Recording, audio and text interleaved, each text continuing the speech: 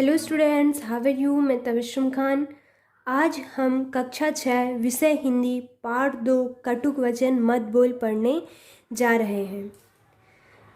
पाठ का नाम है कटुक वचन मत बोल, जिसके लेखक हैं रामेश्वर दयाल दुबे। लेसन के नाम से स्पष्ट हो रहा है कि यह पूरा लेसन वचन वाणी के ऊपर लिखा गया है। पाठ का केंद्रीय भाव है। प्रस्तुत पाठ में वाणी के महत्व को स्पष्ट करते हुए लेखक ने बतलाया है कि इस संसार में वाणी का वरदान केवल मनुष्य को ही मिला है। अतः मनुष्य को हमेशा विनम्र और मृदुभाषी होना चाहिए। जो विनम्र होता है वह दीर्घायु होता है। कड़वी बात लोगों के दिलों में चुभ जाती है, उससे बड़े बड़े अनर्थ हो जाते हैं।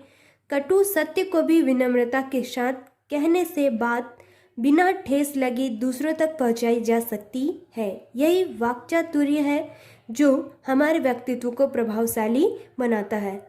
अब हम रामेश्वर दयाल दुबे द्वारा लिखा गया लेसन रीड करेंगे। दास प्रथा के दिनों में एक मालिक के पास अनेक गुलाम थे, जिनमें एक था लुकमान। लुकमान था तो गुलाम, किंतु वह बड़ा बुद्धिमान था। कोई मालिक है जिसके पास अनेक गुलाम हैं, और उन गुलामों में एक लुकमान भी गुलाम है। लुकमान गुलाम तो है लेकिन बहुत ही बुद्धिमान है। उसकी प्रशंसा इधर उधर फैलने लगी। एक दिन उसके मालिक ने उसे बुलाया और कहा, सुनते हैं तुम बहुत होशियार हो, मैं तुम्हारा इम्तिहान लूँगा।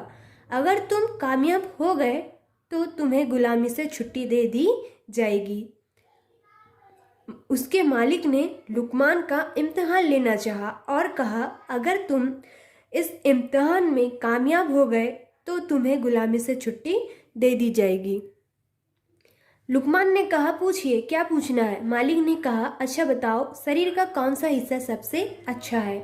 लुकमान ने कहा, जीभ। लुकमान ने क्या जवाब दिया? जीभ।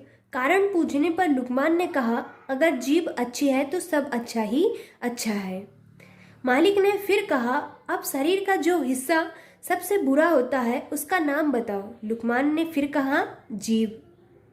सबसे अच्छा हिस्सा भी जीभ ही है और सबसे बुरा हिस्सा भी जीभ ही है। अगर जीभ अच्छी है तो सब अच्छा ही अच्छा है, और अगर जीभ बुरी है तो सब बुरा ही बुरा है। कारण पूछने पर लुकमान का उत्तर था, शरीर में अगर जीभ अच्छी ही नहीं है तो सब बुरा ही बुरा है। जीभ के ही कारण सारी बुराई भलाई है। एक बार एक जिज्ञासु चीन के दार्शनिक कन्फ्यूशस के पास गया और पूछा, यह बताइए कि सबसे दीर्घजीवी कौन होता है। दीर्घजीवी मतलब सबसे ज्यादा कौन जीता है। वृद्ध कन्फ्यूशस मुस्कुराए और बोले, जरा मेरे पास आइए और मेरे मुंह में देखिए, जीभ है या नहीं। वृद्ध कन्फ्यूशस, बूढ़ा कन्फ्यूशस मुस्कुराते हुए बोला कि मेरे पास आओ और मेरे मुंह में देखिए कि जीभ है या नहीं। कन्फ्यूशस ने अपना मुंह खोल दिया। उस सज्जन ने झुककर मुंह के अंदर देखा और बोले, जी हाँ, जीभ है। मुख में झांकने के बाद उसने क्या देखा कि जीभ है।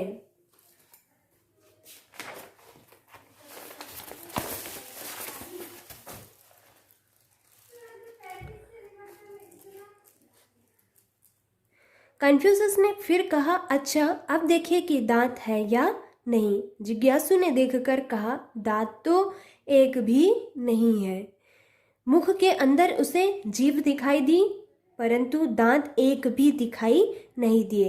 अब कन्फ्यूशस ने कहा, जीभ तो दांतों से पहले पैदा हुई थी, उसे दांतों से पहले जाना चाहिए था, ऐसा क्यों नहीं हुआ। मेरे पास इसका कोई जवाब नहीं है, आप ही बताइए। कन्फ्यूशस बोले, जीभ कोमल है, दांत कठोर है। जिसमें लचीलापन होता है, जो नम्र होता है, वही अधिक समय तक जीता है, जीवन में जीतता है। जो जिज्ञासु का सवाल था कि दीर्घजीवी कौन होता है, तो उसे क्या आंसर मिला कि जिसमें लचीलापन होता है, जो नम्र होता है, वही अधिक समय तक जीता है और जीवन में जीतता है। हमारे दांत क्या होते हैं? कठोर होते हैं और जीभ कोमल होती है। ये दो कहानियां हैं किंतु एक ही सत्य को उद्घाटित करती हैं, प्रकट करती हैं, और वह यह कि जीवन में वाणी का महत्व बहुत है। वाणी तो सभी को मिली हुई है, परंतु बोलना किसी किसी को ही आता है। बोलते तो सभी हैं, किंतु यह बोले, क्या बोलें, कैसे शब्द बोलें, कब बोलें, इस कला को बहुत कम लोग जानते हैं। एक बात से प्रेम झरता है, दूसरी बात से झगड़ा होता है। अगर हम किसी से अच्छी बात करते हैं तो प्रेम की भावना रहती है, और अगर हम किसी से बुरे शब्द, कड़वे शब्द बोलते हैं तो उससे झगड़ा होता है। कड़वी बात ने संसार में जाने कितने झगड़े पैदा किए हैं। जीभ ने दुनिया में बहुत बड़े बड़े कहर ढाए हैं। जीभ होती तो 3 इंच की ही है, पर वह पूरे 6 फुट के आदमी को मार सकती है। कहा गया है, बातन हाथी पाइये, बातन हाथी पाओ। संसार के सभी प्राणियों में वाणी का वरदान मात्र मानव को मिला है। संसार में सभी प्राणियों जैसे चिड़िया, पक्षी, बैल, पशुओं, इन सभी प्राणियों में मनुष्य भी प्राणी है, मनुष्य को ही बोलने का वरदान मिला है। क्या आपने कभी बैल को बोलते देखा है? पक्षियों को बोलते देखा है? नहीं, केवल इस संसार में मनुष्य ही बोल सकता है। उसके सदुपयोग से स्वर्ग पृथ्वी पर उतर सकता है, और उसके दुरुपयोग से स्वर्ग भी नरक में परिणत हो सकता है, नरक में बदल सकता है। महाभारत युद्ध वाणी के प्रयोग का ही परिणाम था। सदा से यह कहा जाता रहा है कि किसी का हृदय अपनी कटुवाणी से दुखी मत करो। मधुर वचन है औषधि, कटुक वचन है तीर। श्रवण मार्ग होई संचरे, वैधे शक्कल शरीर। कटुक वचन सबसे बुरा, जारी करे तन छार। साधु वचन जल रूप है, बरसे अमृत धार।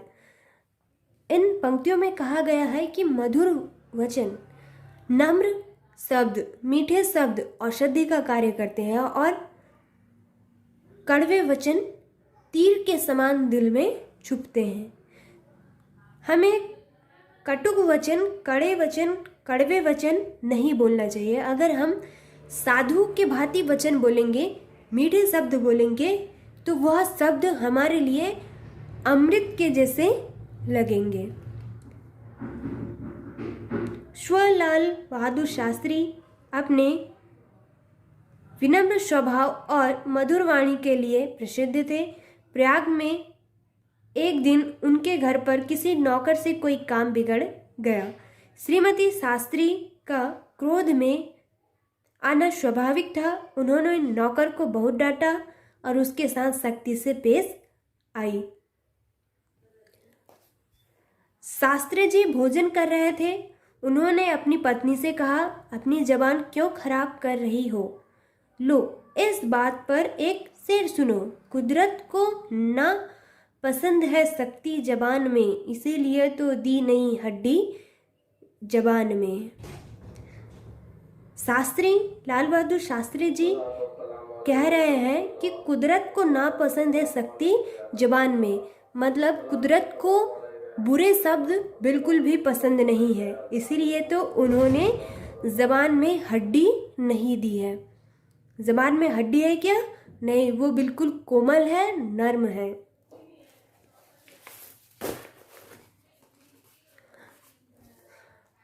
और फिर मुस्कुराते हुए शास्त्री जी ने कहा, जब एक शेर सुना है तो एक दूसरा शेर भी सुनो। जो बात कहो साफ हो, सुथरी हो, भली हो, कड़वी ना तो खट्टी ना हो, मिश्री की डली हो। शास्त्री जी आगे कह रहे हैं कि दूसरा शेर सुनाते हुए कह रहे हैं, जो बात कही जाए वह साफ सुथरी हो, उसमें किसी भी प्रकार का मिलावट, बनावटीपन ना हो। कई लोग होते हैं ना कि अपनी बातों को बड़ी बढ़ा चढ़ा कर बोलते हैं। नहीं, जो बात कही जाए वह साफ सुथरी हो और भली हो। कहना न होगा, इन शेरों को सुनकर श्रीमती शास्त्री के क्रोध का पारा बहुत नीचे उतर गया। इन शेरों को सुनकर जो शास्त्री जी ने कहा, उन्हें सुनकर श्रीमती शास्त्री का गुस्सा बहुत ठंडा हो गया। यह बात स्वीकार करनी पड़ी कि सभी बातें ऐसी नहीं हो सकती जो दूसरों को प्रिय ही लगे। सत्य कभी कभी कड़वा भी होता है, सत्य भी कभी कभी कड़वा होता है। कुछ अप्रिय बातें कहनी ही पड़ती है, किंतु ऐसे अवसर पर होना यह चाहिए कि बात भी कह दी जाए और उसमें वह कड़वाहट भी ना आने पाए जो दूसरों के हृदय को विदीर्ण कर दे। जरूरी नहीं है कि जीभ की कमान से सदा वचनों के बाण ही छोड़े जाएं। वाक्चातुरी से कटु सत्य को प्रिय और मधुर बनाया जा सकता है। किसी राजा ने स्वप्न देखा कि उसके सारे दांत टूट गए हैं। ज्योतिषियों से फल पूछा गया तो एक ने कहा, राजन, आप पर संकट आने वाला है। आपके सब संबंधी और प्रियजन आपके सामने ही एक एक कर मर जाएंगे। दूसरे ज्योतिषी ने कहा, आप अपने सारे संबंधियों और प्रियजनों से अधिक काल तक संसार का सुख ऐश्वर्य भोगेंगे। दोनों कथनों का सत्य एक ही है, किंतु पहले ज्योतिषी को कारावास मिला और दूसरे को पुरस्कार।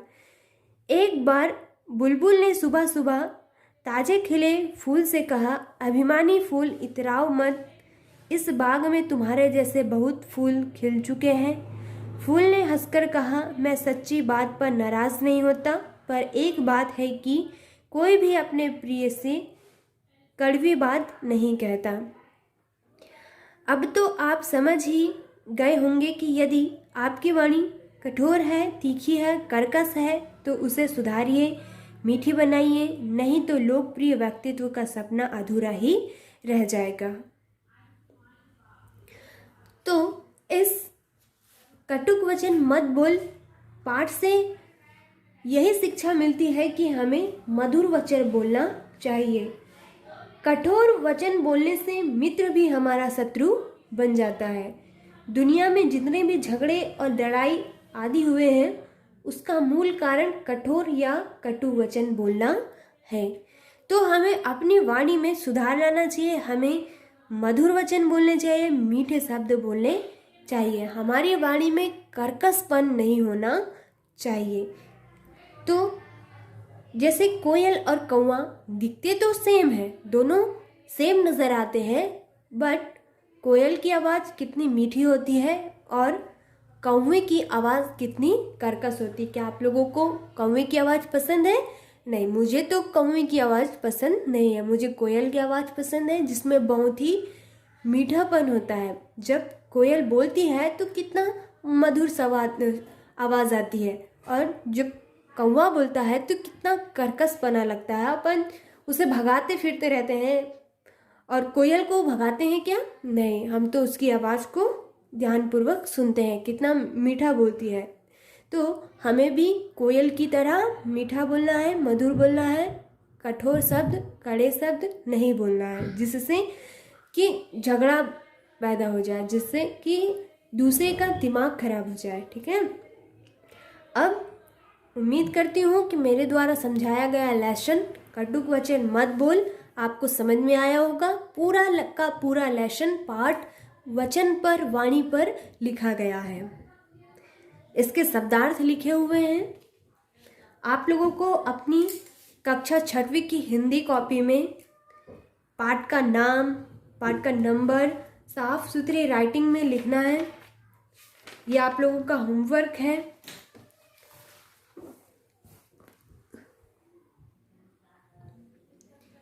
ऊपर पाठ का नाम, पाठ का नंबर, लेखक का नाम, डेट, केंद्रीय भाव, शब्दार्थ पूरा फिलअप करना है साफ और सुंदर राइटिंग में।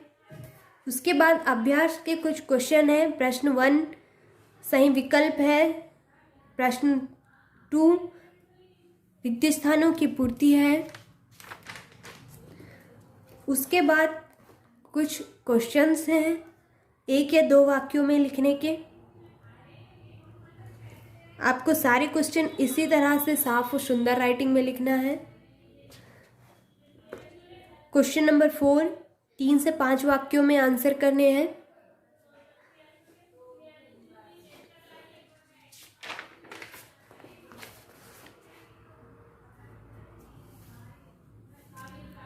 ये लास्ट क्वेश्चन है, कटुक वचन मत बोल पाठ से हमें क्या शिक्षा मिलती है। तो आप लोग भी अपनी हिंदी की कॉपी में साफ और सुथरी राइटिंग में लिखेंगे। ये आप लोगों का होमवर्क है। होमवर्क सभी लोग कंप्लीट करेंगे और सफाई से लिखेंगे, इसका ज़्यादा ध्यान रखेंगे। और आप लोगों को जो समझ नहीं आया है वो आप लोग लेसन को रीड करिए, पढ़िए, मीनिंग समझिए और मीठे शब्द बोलिए। धन्यवाद।